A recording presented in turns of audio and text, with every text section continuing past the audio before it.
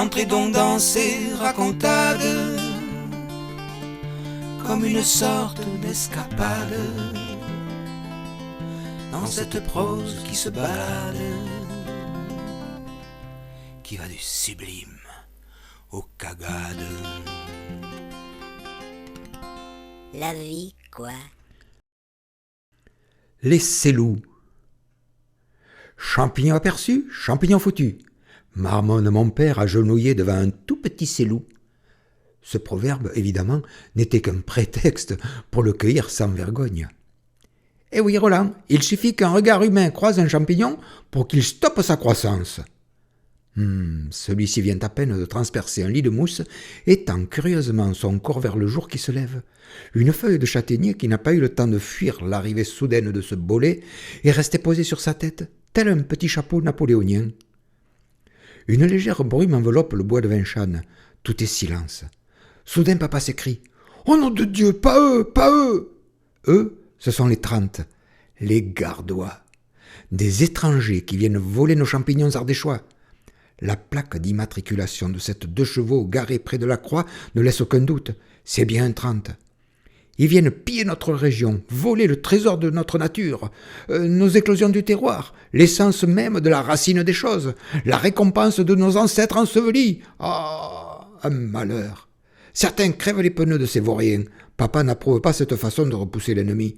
C'est tout à son honneur, jusqu'au moment où il précise « Avec leur roue à plat, ils ne vont plus pouvoir repartir. » Voyant que cette réplique me déçoit un peu, il rajoute « Bon, d'accord, mais qu'il nous en laisse un peu, et surtout qu'il ne cueille pas les petits. » Je le regarde et lui lance du haut de mes 12 ans « Champignon vu une fois, champignon double son poids. » Et il se marre et me demande « Tu as pas faim?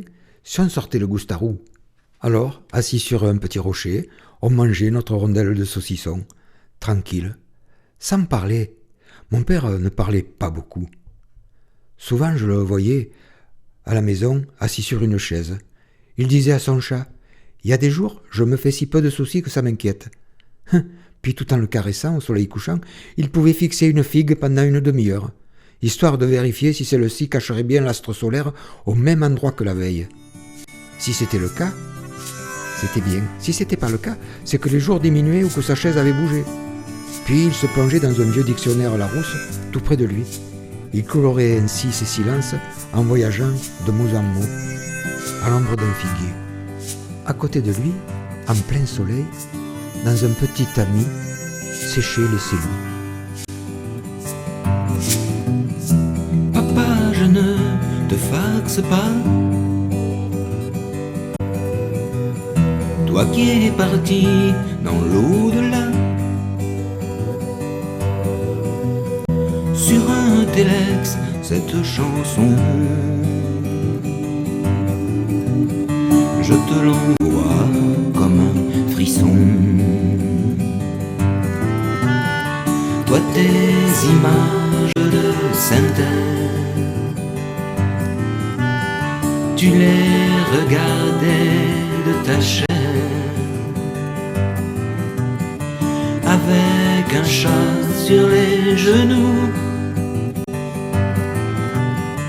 à l'ombre du figuier de chez nous. Je t'envoie ces quelques doubles croches, pas au travers de Macintosh. Je t'envoie mes décibels du cœur, pas avec un synthétiseur.